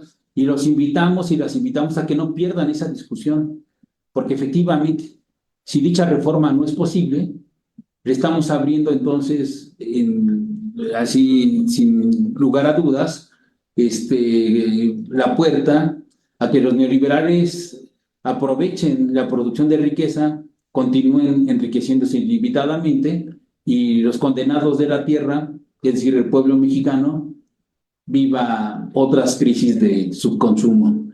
Entonces, la discusión en la Cámara de Diputados que se va a dar al respecto y en la Cámara de Senadores es central. Nosotros como área vamos a estar muy atentos a ella, vamos a hacer varias intempestivas al respecto, de eso no me cabe ni la menor duda, porque, entre otras cosas, atendiendo a lo que decía la doctora Susana, hay que ver exactamente la historia de quién propone, de qué partidos lo dicen, cómo han votado, a favor de quién han votado, en contra de quién han votado, y los efectos de esas decisiones políticas. Pero bueno, yo ya para estoy en un meeting, no lo estoy. Entonces, le doy la palabra al doctor Rodrigo para que brevemente, en unos 5 minutos, cerremos Sí, sí, sí. a 5 minutos cada quien y con Claro, gracias. Sí, bueno, es difícil agregar algo justo.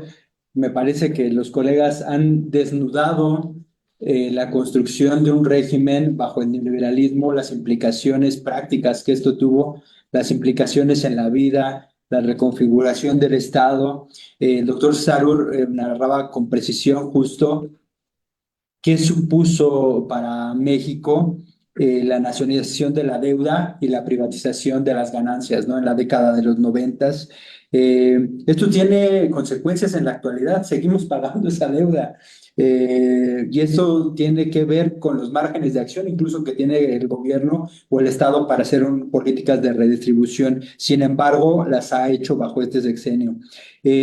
También el doctor Carlos hablaba sobre la importancia que tiene el hecho de reconstruir las biografías. Justo en los textos que citaba, hay que reconstruir también, hacer un esfuerzo de reconstrucción, de identificar la biografía de estos personajes que sustentan o que ostentan el poder. La doctora Susana hablaba sobre la importancia de rescatar dos categorías, el sacrificio y el shock. Justo la próxima semana vamos a exponer, vamos a presentar un libro del doctor Sergio Tamayo y, en otras palabras, él argumenta sobre la necesidad de reconstruir estas categorías porque forman resonancias históricas que se convierten o que impactan en la formación de conciencia que se vuelve movilización, ¿no? Entonces es interesante cómo lo expone la doctora Susana y es una tarea que tenemos, ver cómo se construyen en la coyuntura resonancias históricas. Y me parece rico cómo aquí se hace una reconstrucción de la coyuntura electoral a partir de analizar un proceso histórico, identificando cómo hubo afectaciones al salario, y a mí me gustaría destacar algo que ya enunciaba el doctor Carlos al final. una reforma del sistema de pensiones, que implicó en la actualidad que estemos condenados a sufrir una vejez precaria, ¿sí? Y es una apuesta que le toca al próximo gobierno. Me gustaba mucho algo que decía el doctor Carlos. Eh, Se tiene que emplazar a Morena o al siguiente gobierno a asumir compromisos. Y me parece que un compromiso central debe ser empujar por un sistema pensionario distinto. Eh, pero, y algo que también recupero de lo que hablaba Carlos es, pero esto no se lo debemos dejar a Morena. Esto tiene que construirse en colectivo con la movilización popular.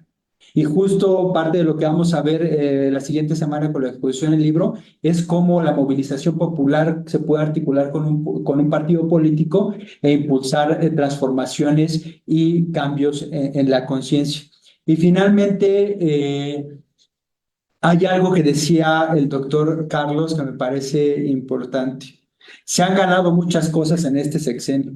Se han ganado políticas públicas concretas que exponía, pero sobre todo se ha ganado la narrativa de llamar a las cosas por su nombre, de llamar delincuentes a los delincuentes, corruptos a los corruptos.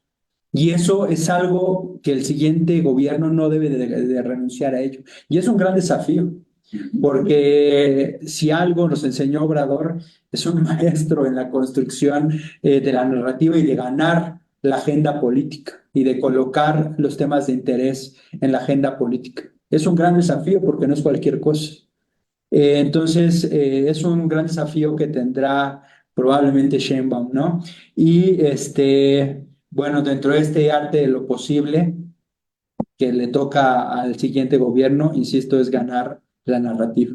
En ese sentido, es un placer, uno aprende mucho con ustedes y agradezco la invitación. Muchas gracias, doctor. El placer es nuestro y también aprendemos entre todos y todas. Doctor, por favor. Bueno, había amenazado con que iba a hablar de Carlos Salinas, ya no voy a hablar de Carlos, ya no voy a hablar de Carlos Salinas, seré muy breve. 5 minutos.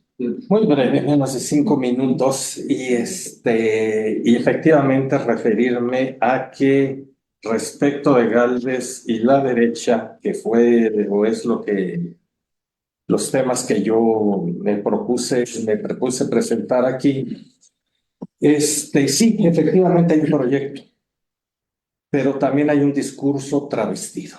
Claro. Eso me queda muy claro.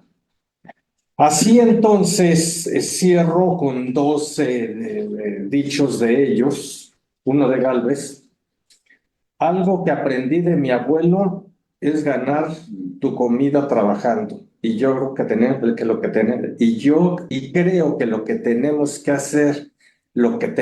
hacer es que esos apoyos sean temporales, darles habilidades, darles educación, certificación laboral y competencias laborales. Es decir, después de trabajar 65 años, me propone capacitarme para un nuevo trabajo porque su abuelo le señaló que lo importante es ganarse la comida trabajando, como si los apoyos que hoy se nos dan a los viejos, porque a mí me dan apoyo, no fueran algo que ganamos a lo largo de una vida de trabajo. Eso por un lado.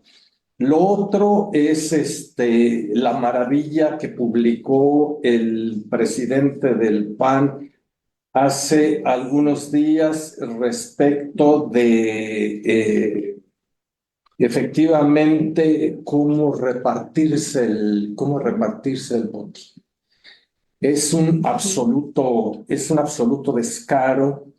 En esta universidad hemos padecido de alguna manera este tipo de fenómenos y donde panistas se han apoderado de direcciones, inclusive de divisiones en la universidad. En esta universidad tenemos nuestra cuota de delincuentes de distinto tipo. Está este hombre García Luna, egresado de esta benemérita, Está Edmundo Jacobo, que tiene una historia de sinvergüenzadas al interior de la universidad cuando fue secretario general.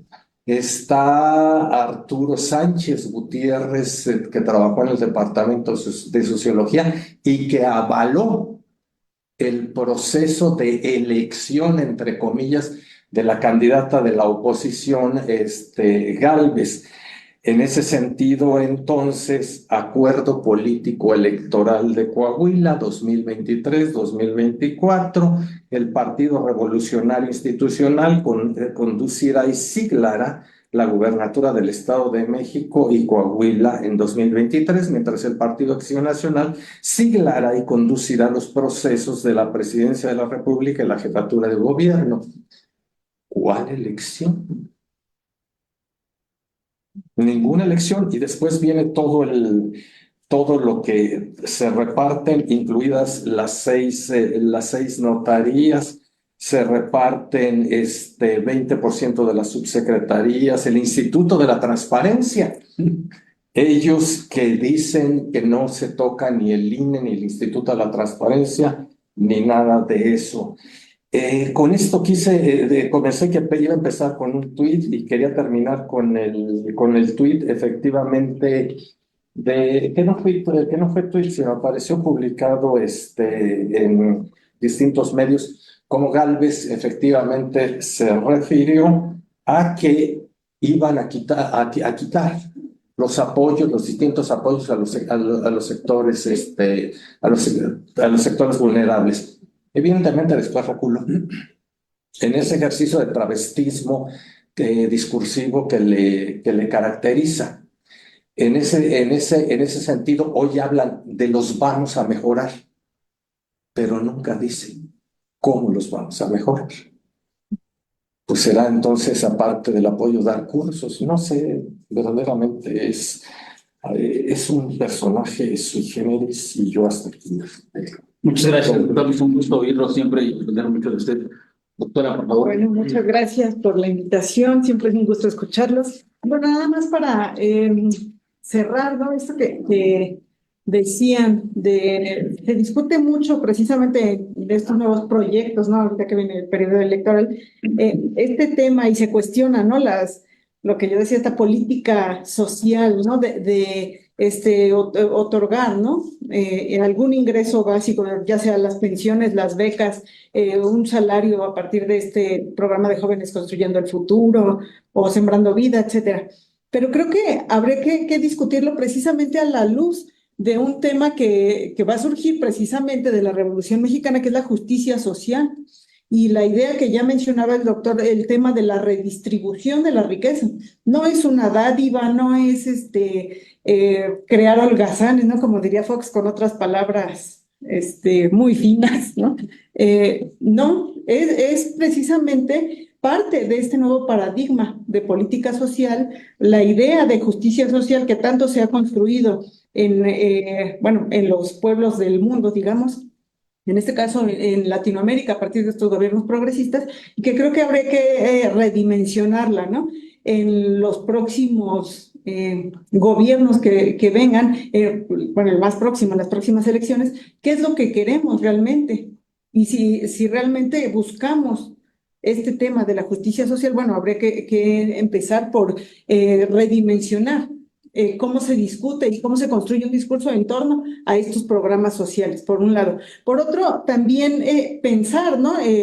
Ubicar contextualmente, por eso la importancia de la historia, estos proyectos electorales, estas propuestas que se hacen desde, aquí sí, un proyecto de gobierno progresista, si lo queremos llamar, o postneoliberal, que son particulares que responden a necesidades de cada país, porque de repente se construye este discurso que ya hemos escuchado en elecciones anteriores, que se habla de vamos a hacer Venezuela, o vamos a hacer Bolivia, o nos vamos a colombianizar, ¿no? Decían, dependiendo del tema del que se quisiera hablar, ¿no? Entonces creo que también hay que ubicarnos contextualmente, históricamente, qué nos lleva realmente a construir un proyecto de nación, o sea de corte neoliberal o postneoliberal, qué estamos buscando, qué necesitamos realmente y hacia dónde vamos a orientar nuestro país, ¿no? Sin pensar precisamente esta idea de que si es Venezuela o no, porque realmente eso ni ha pasado ni va a pasar, ¿no?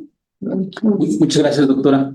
Claro, y Venezuela, el fracaso económico de Venezuela, como muy bien dice el presidente López Obrador, se lo debemos a las prácticas medievales, ¿no? Del gobierno estadounidense de sitiar un país, ¿no? Eso hay que tenerlo claro. Pues sí, hay mucho que decir, tenemos que ir desglosando estas pláticas. Esperamos contar con nuestra presencia, doctor, invaluable, así, sin lugar a dudas. Y porque cumplimos así con una función clave de la universidad, que es educar, difundir, ¿no? Y hacerle llegar conocimiento importante a los alumnos, las alumnas, a los colegas, las colegas y al pueblo de México. Eso es importante. Efectivamente, yo creo que hay que tener el ideario político del STLN, que voy a leer y con eso yo concluyo mi participación. Dice, obedecer y no mandar, respetar y no suplantar, bajar y no subir, servir y no servirse, convencer y no vencer, construir y no destruir, proponer y no imponer. Creo que este diario es fundamental porque nos permite dejar de ver al Estado mexicano como un botín, dejar de pensar a la población como esclava, ¿no? Que debe de morir trabajando. Y creo que eso se han dado grandes luchas sociales, empezando por las grandes gestas de liberación en la Nueva España, eso no lo podemos negar, encabezadas por indígenas y por las negritudes, y creo que eso vale oro. Las tenemos que recuperar, resignificar y decir, no somos esclavos, que queramos morir trabajando, ¿no? Como Carlos Slim lo propone, jubilémonos a los 75 años, pues total, nadie se enferma en la edad adulta y todo el mundo tiene la fuerza y juventud y salud de una persona de 15 años, ¿no? Eso no lo pretendemos hacer, ni mucho menos. Y bueno, el Estado no es un botín, el Estado debe de estar para servir, como muy bien dicen los zapatistas, y no servirse como lo han hecho los prianistas.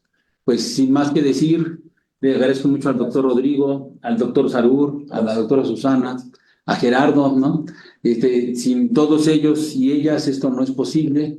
Me da mucho gusto estar aquí, invitadas e invitados todos y todas a seguir nuestros trabajos aquí en el área y a seguir este ciclo de conferencias que indudablemente va a tener un puesto central este año sobre el proceso electoral 2024. Hasta luego. Gracias.